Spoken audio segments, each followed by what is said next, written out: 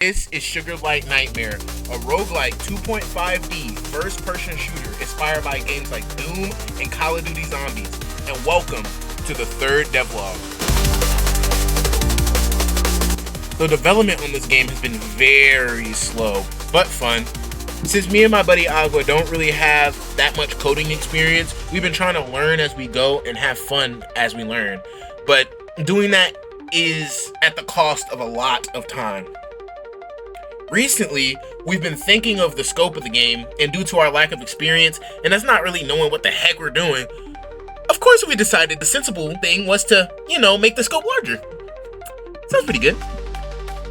If you haven't watched our last two devlogs, don't. There's no reason to. We're gonna retcon every single thing that we went through, so. 3, 2, 1, go! Our game is a rogue-lite game set in a world where the conscious and subconscious worlds are colliding. You, Mei, and your partner, Oliver, work for a company which is tasked with investigating the subconscious realm and killing the nightmares before they can escape. You and Oliver are usually successful in these rounds, but this one's a little bit different. I'm not going to go into any more story details so as to not spoil the game, but I hope that was a good enough gist. A lot of our work so far has been getting the movement good and getting an understanding of the visual style. It may look like we're not getting much done, but it's a lot of under the hood fixes and quality of life things. I think it's important to get the character movement and shooting to feel good before we add more on top, because without that, the base of the game is just kind of butt cheeks. And the visual style just helps me and my co-designer know how everything might look in the future. Earlier in the development, all of the textures in the game were completely hand-drawn on paper and scanned into my laptop at the time, giving the game an interesting visual style, but it was way too time-consuming and too much work to be effective. So I saved a little money and bought myself a drawing tablet, and I've been using that, and it's helped improve the workflow tenfold, and the overall style looks better in my opinion.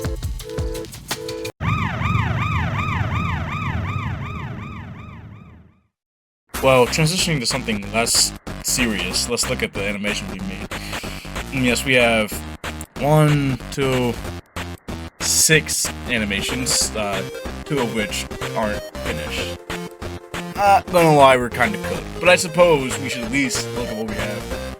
So the first animation I really want to look at that's also finished is a shotgun animation. And let's be honest, animation looks crisp as hell. Definitely took the most time out of all the animations that we have finished. And it also sort of established the animation / drawing style we're going for and following at this very moment. Getting to the second one, we have the regular enemy's walk cycle, which it's like the silhouette enemy, where it's walking towards you, kind of bobbing around. It's a good one, I like it. It was drawn before the visual style we made with the shotgun, but it still follows enough to where it makes sense. Then we have the scopophobia enemy. It's Spider-Man. He's Spider-Man. He's Spider-Man. That's what he is, Spider-Man. So yeah. Then we're gonna get to the flying enemy. He's partially finished. He has 2 animations. We actually made the attack animation along with his idle animation. It's not finished. The attack animation for sure is not finished at all. The last one we have is the bunch animation. Bunch animation is finished. It is finished. Actually, if you tuned into our last stream, you saw that it was finished. So, watch our streams, please. Please watch our streams. I'm begging you. It's Pikachu!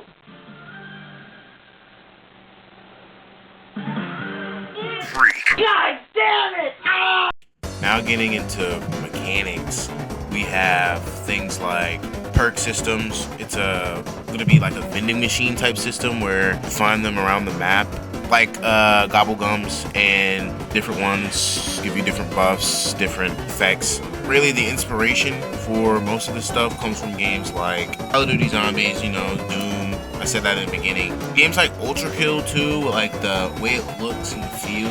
I'm trying to build up mechanics such as a 2D hub world where you can walk around and talk to NPCs, which would be like people that are a part of the company, and you can get stuff from them, further the story. There's going to be a story. It's not just going to be like going there infinitely you can beat the game. There will be progression.